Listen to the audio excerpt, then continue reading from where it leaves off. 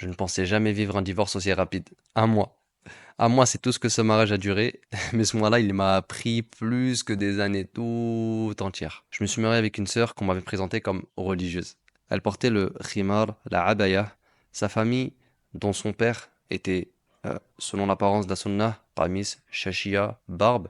Sa mère et toutes ses sœurs, et elle en avait 9, portaient toutes, sans exception, le niqab, et elles étaient toutes mariées. Ils avaient un discours de personnes sur la sunna. Aucune télé à la maison, pas de téléphone, pas de réseau. Moi, je me suis dit, Alhamdulillah, c'est exactement ce que je cherchais. Ma famille, eux, ils m'ont mis en garde. Elle était jeune, mais j'ai pas écouté. Je voyais les apparences, j'entendais les bonnes paroles, et surtout, j'étais dans cet état où tu veux te poser vite, bien et proprement. Alors, j'ai foncé. On a fait un mariage simple chez ma grand-mère, juste un repas de mariage, une walima, conforme à la sunna en apparence. Son père, il avait l'air droit, mais dès le départ, il y avait quand même des trucs bizarres que j'avais remarqués. Des changements de discours, par exemple, il oubliait ce qu'il disait. Il s'est embrouillé avec nous concernant des choses qui ont normalement déjà été réglées auparavant, comme par exemple la dot ou l'organisation, mais j'ai ignoré et j'ai continué. Et là commence l'épreuve.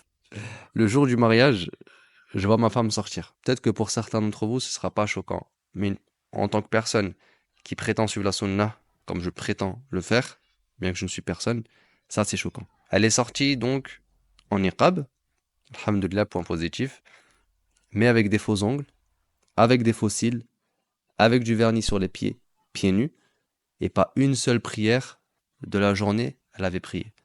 Le lendemain de la nuit de noces, elle me dit, dans 5 mois, et je divorce. Et elle refusait également de que l'on consomme le mariage. Je suis resté honnêtement choqué, figé, et j'ai compris que j'étais entré dans un bon petit mur. Généralement, elle mentait vraiment sur beaucoup de choses. Elle disait de ne pas avoir de téléphone, mais elle connaissait les réseaux sociaux et les célébrités.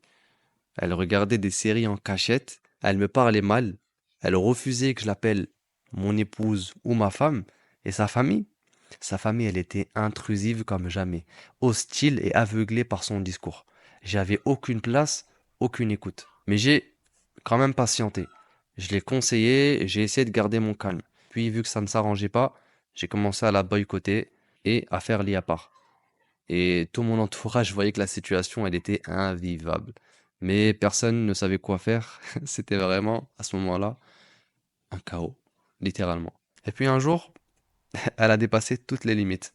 Elle a manqué de respect envers moi. Elle a eu un comportement déplacé envers ma mère, à vouloir, carrément, hein, si je cite, la gifler. Elle avait une désobéissance flagrante envers Allah, sans gêne. Et là, j'ai dit stop. J'ai prononcé le divorce. Et là, deuxième choc, c'est pas fini. Elle et sa famille, une fois que j'ai prononcé le divorce, ont pété les plombs. Ils ont commencé à porter plainte contre moi dans différents commissariats de la ville. Ils ont inventé des mensonges sur moi. Tenez-vous prêts. Ils ont dit que je la frappais, ce qui était totalement faux. Ils ont dit, peut-être encore pire, et c'est pire, je pense, que j'étais homosexuel, que j'étais impuissant, que le soir, à la place d'aller à la mosquée, ben, j'allais voir des hommes. Ils ont essayé de me faire passer pour un monstre et même de m'envoyer en prison par la suite. Mais moi, alhamdoulilah, j'étais soulagé, soulagé d'être sorti de cette prison morale, littéralement. Je me suis senti trahi, ridicule, mais au moins j'étais vivant, alhamdoulilah. Et surtout, j'étais plus lucide que jamais. Ce que j'ai appris, frère, écoute-moi bien, mais ça vaut aussi pour les sœurs dans un certain sens. Sache que tu ne te maries pas avec un tissu, tu ne te maries pas avec une vitrine religieuse, tu te maries avec un comportement, avec une réalité, avec un cœur. Donc, ne te précipite pas, fais une vraie enquête, pose des vraies questions, observe la pudeur de cette femme, ses paroles et sa sincérité.